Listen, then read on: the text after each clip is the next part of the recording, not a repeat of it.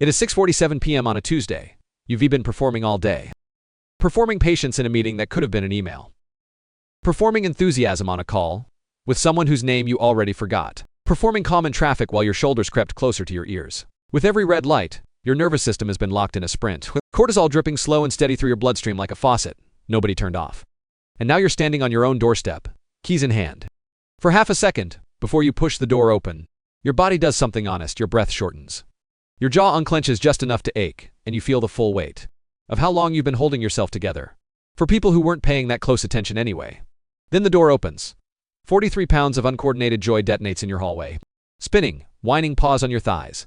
A shoe stolen from the rack just to have something to carry. During the celebration, your dog has been waiting for this moment. With a kind of single-minded devotion your calendar would never allow you. And what do? You do what every trainer and blog post said. You turn sideways. You avoid eye contact, you say down. In that low, measured voice you practiced. You wait for calm before you offer anything back. It looks like discipline. It feels responsible. And the cruel part is, you aren't even doing it for yourself.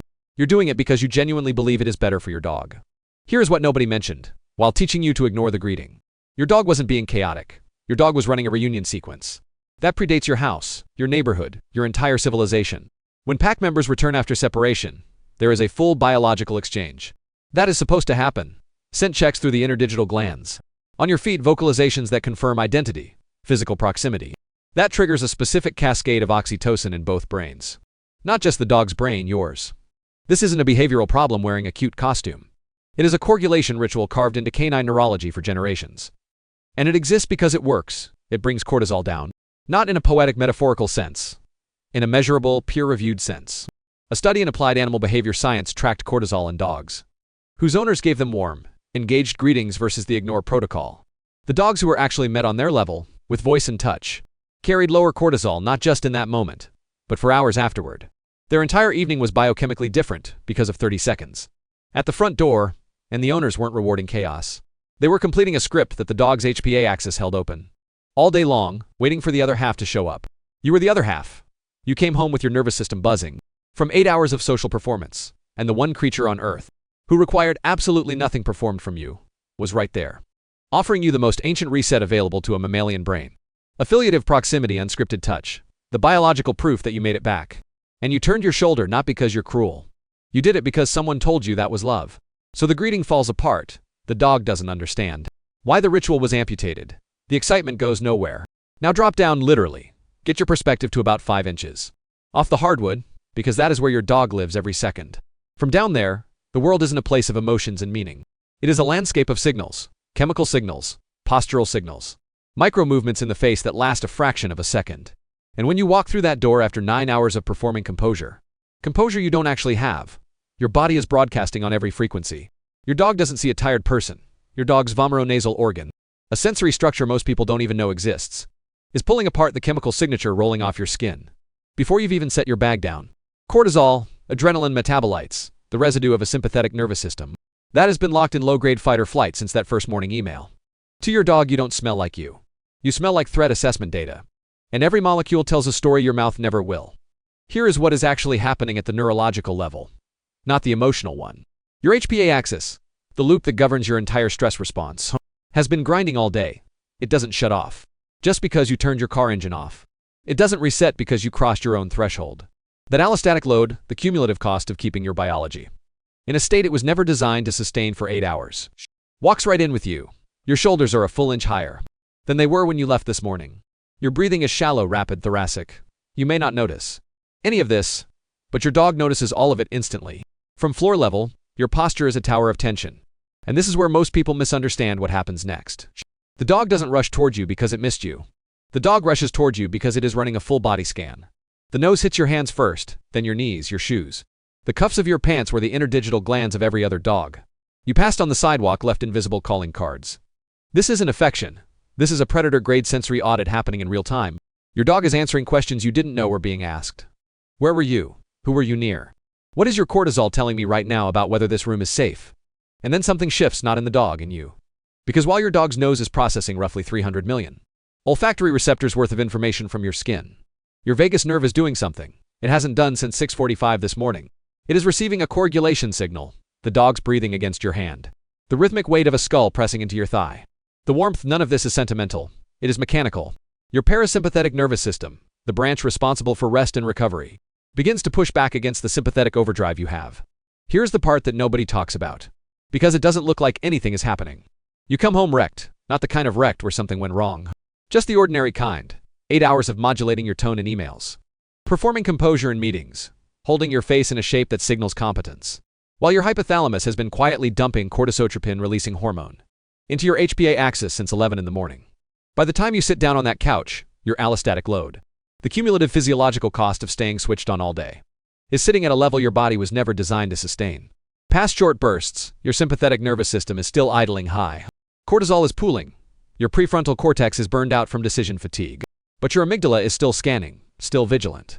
Because nobody told your brainstem the workday ended. And then your dog walks over, not because you called, not because you reached for a treat. They just get up from wherever they were, cross the room, and lie down near your feet. Maybe they sigh. Maybe they press their ribcage against your ankle. Maybe they do absolutely nothing at all. That moment, the one that looks like nothing, is one of the most potent neurological interventions available to you, without a prescription. Researchers measuring real-time heart rate variability in paired human-dog dyads found that the mere proximity of a bonded dog, no eye contact, no touch, no interaction whatsoever, produces a measurable uptick in vagal tone. Your vagus nerve, the longest cranial nerve in your body, the one that runs from your brainstem down through your chest and into your gut, begins increasing parasympathetic output. Your heart rate drops, your breathing cycle lengthens without you choosing to lengthen it. The rumination loop, that obsessive mental replay of the conversation you should have handled differently, starts to fragment. Not because you decided to stop thinking about it. Because your nervous system got a coagulation signal from another living body that was already calm. This is what the literature calls social buffering. It isn't a metaphor. It isn't a wellness platitude. It is a documentable suppression of glucocorticoid output, triggered by affiliative proximity to a bonded social partner. Your dog's resting respiratory rate, their slow exhalations, their settled weight against the floor or against you, functions as an external pacemaker for your own autonomic rhythm. Their body is doing for your nervous system what your nervous system has been unable to do for itself all day, downshift. And here is the part that should rearrange everything you assumed about those quiet evenings. Your dog isn't just passively existing near you. Their vomeronasal organ, a chemosensory structure lodged behind the upper incisors, that most people have never heard of, is actively sampling the volatile compounds rolling off your skin. Cortisol metabolites, adrenaline byproducts, shifts in your sweat composition, that correspond to emotional states. Studies published in PLOS One have demonstrated that dogs can detect the difference between human stress sweat and baseline sweat, with accuracy rates above 90%. So when your dog walks over and presses close, they aren't guessing that you need regulation. They're reading your biochemistry in real time, through a sensory channel that has no human equivalent. And they're responding with the only intervention their species knows how to offer. Calm physical proximity, no performance, no evaluation, no reciprocal emotional demand. That is why the distance closes over days and weeks. Not because your dog is getting more attached in some vague emotional sense, but because each session of quiet coagulation strengthens an oxytocin feedback loop between both nervous systems. Every time your dog chooses to settle near you, and your body downshifts in response, both of you are reinforcing a neurochemical circuit. That makes the next approach faster, the next settling deeper, the next recovery more efficient. You aren't doing nothing on that couch. You're running a bilateral autonomic reset that most therapeutic frameworks would charge you $200 an hour to approximate. But all of that, the cortisol buffering, the vagal modulation, the biochemical reading depends on one specific moment. And right now, somewhere in the back of your mind, there is a voice doing math, adding up every time you reached over your dog's head without thinking. Every nap you interrupted because they looked so impossibly soft, curled up on the couch that your hand moved before your brain even voted. Every reunion at the front door where you talked louder, moved faster, touched sooner than their nervous system was ready for. You're replaying it like footage. And the verdict you're handing yourself is quiet but heavy. You should have known. You should have been better. You love this animal more than most humans in your life. And somehow you were still getting it wrong.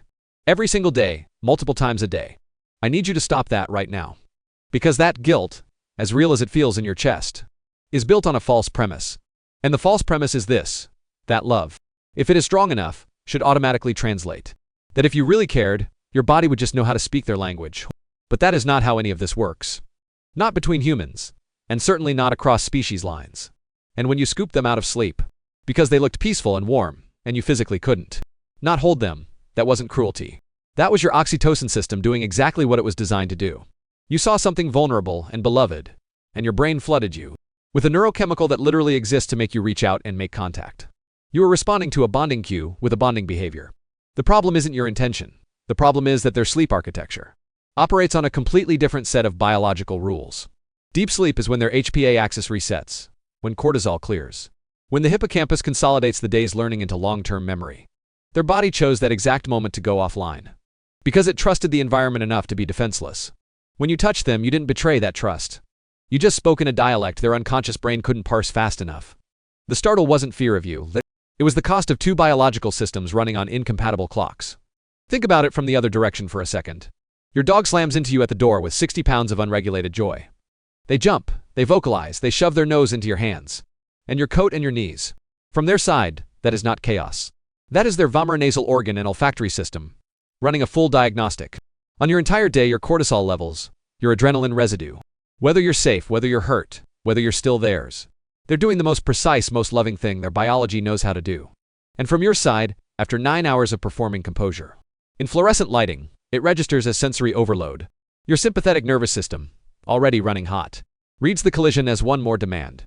Not because you don't love them, because your vagal tone is bottomed out, and your body doesn't have the bandwidth to receive what they're offering. Two creatures who chose each other, both acting out of genuine devotion, both failing to land because the delivery system doesn't translate. This isn't a failure of love. This is a translation problem between a primate nervous system and a canine nervous system that evolved in completely different ecological niches, under completely different selection pressures, with completely different hierarchies of sensory priority. You lead with sight and touch. They lead with scent and spatial rhythm. So here is what all of that actually comes down to. Not a training plan. Not a list of things you need to fix. Not another reason to feel like you've been doing it wrong. Just one thing. One motion. Something so small it barely qualifies as a decision. And yet it touches the exact place where your nervous system has been begging for relief all day. Tonight, after the last email, after you've put the phone face down on the counter, after the performance of being a functional human being has finally run its clock, sit on the floor next to your dog. Not the couch, the floor. Let your spine lose its posture. Let your knees do whatever they want. And then, without saying a word, place your fingertips. Not your palm, your fingertips. At the base of your dog's skull, right where the neck meets the head. That small valley of fur most people never think to touch. Start slow, circular pressure, slower than you think. Match the rhythm to an outgoing tide, not an incoming one. Move down the back of the neck toward the shoulder blades, and just stay there. Here is why this specific spot matters. Impact dynamics. The areas a dog can't reach on their own. The base of the ears, the back of the neck, the space between the shoulders are only ever touched by someone the dog already trusts completely. Biologists call it allogrooming, and it isn't random affection. It is a neurochemical handshake. When those zones receive slow, repetitive contact, the dog's brain doesn't just register comfort, it registers belonging. Oxytocin floods the same bonding circuitry that fires between pack members who have chosen each other. You'll see it happen in real time. The head drops. The eyelids go heavy. The breathing slows into something deep and audible. If your dog is standing, their weight shifts backward, like they're leaning into something they didn't know they needed. But here's the part no one talks about. Watch what happens to you. Somewhere around the 30-second mark, your shoulders will drop. Without you deciding to drop them, your jaw will unclench. The loop of whatever you were replaying from the day. The conversation that went sideways. The task you forgot. The thing someone said that landed wrong, it will stutter. Not vanish, but stutter, like a skipping record that finally bumps past the scratch. That is your vagus nerve waking back up. That is your parasympathetic system crawling out from under 12 hours of sympathetic overdrive. Your dog didn't fix your day. Your dog gave your body a rhythm it couldn't manufacture on its own. 60 seconds of slow, intentional contact in a spot. That means safety to both of your nervous systems simultaneously. Coagulation isn't a metaphor. It is a measurable, bilateral exchange. And it has been sitting on your living room floor this entire time, waiting for you to stop performing long enough to access it. You don't need to do this perfectly. You don't need to buy anything. You don't need to watch another video first. You just need 60 seconds, and a willingness to notice what shifts inside your own chest when you finally stop reaching for your dog the way you reach for everything else. Quickly, absently, while thinking about something that already happened, or hasn't happened yet, and instead touch them. The way their biology was built to receive, slowly, specifically. Like you're telling their nervous system something your mouth doesn't have the vocabulary for. If this kind of pet interaction brings you back into your body, that isn't weakness, it is your nervous system recognizing a form of connection that lets it recover without performing. So tonight, try it 60 seconds on the floor. Fingertips at the base of the skull. Slow circles down the neck, and then pay attention. What kind of pet interaction pulls you out of the day the fastest? Tell me what changes first, your breath, your shoulders, or the mental noise in your head.